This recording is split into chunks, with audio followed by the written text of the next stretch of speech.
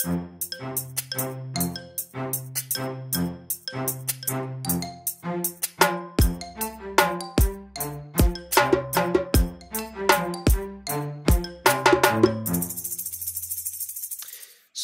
Kim Hindart.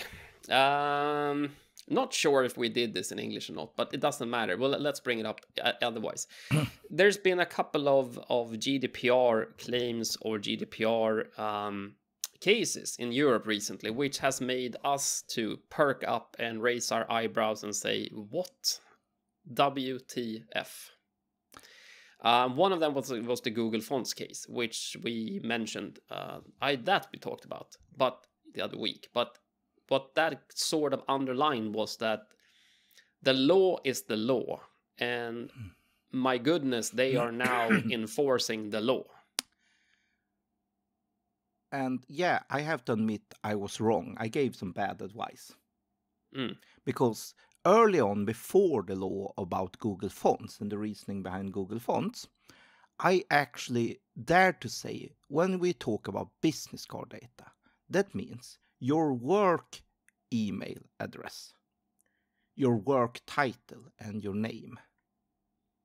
When we talk about that information and only that information, things you would give out in a business card sense early on before we stopped using business cards and everything became digital. But one contact information that you share between business associates in order to communicate with each other.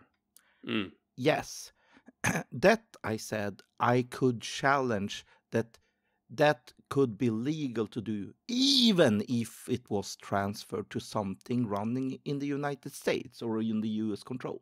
Even if you used it, business card data would be allowed to share because, yeah, I mean, if I publish stuff on my web page that anyone on the entire internet can see anyway, why wouldn't it be legal for them to process that through a system running in the US anyway?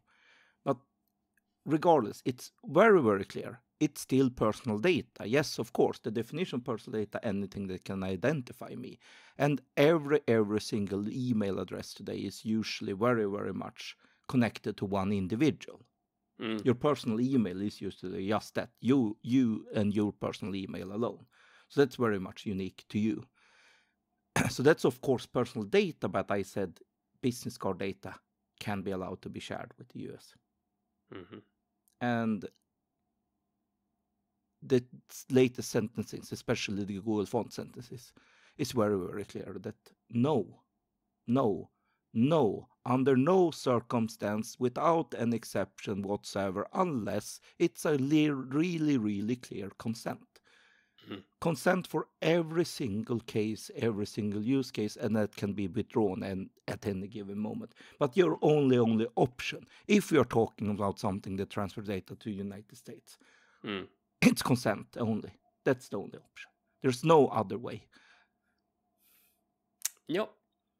And I have to say that you and me we always had a bad rep regarding GDPR when we met people, because quite early on, when we started to talk about this, then people said that we were shouting wolf and we were shouting bear and we were just, scaring people because we read the law text and we interpreted what was stated in the law, and we said this is what's going to happen because this is what is written in the law, and everyone says no, you're exaggerating, that is not going to happen, it can't be that way.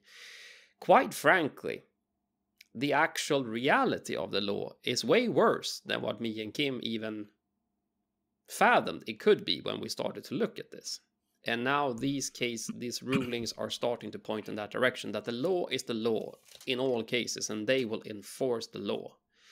Now, you could argue, and this is what I am arguing, when does EU take it too far?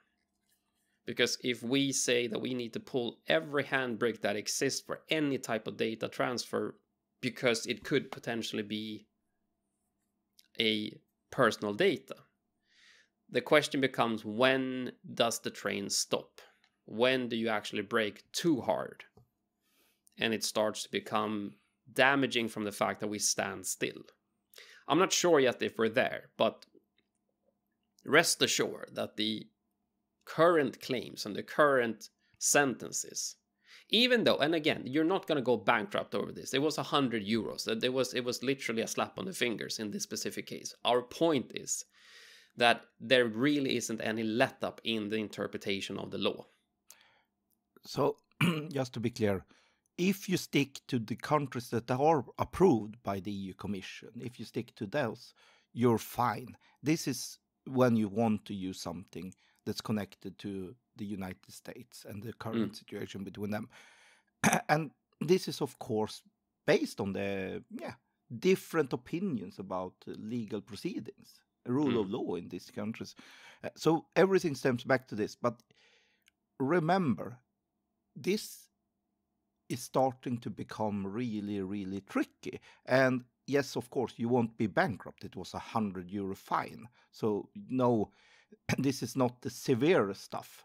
But I cannot give you good advice. So if you have ever heard me earlier on in early recording saying it's fine, you can use business card data,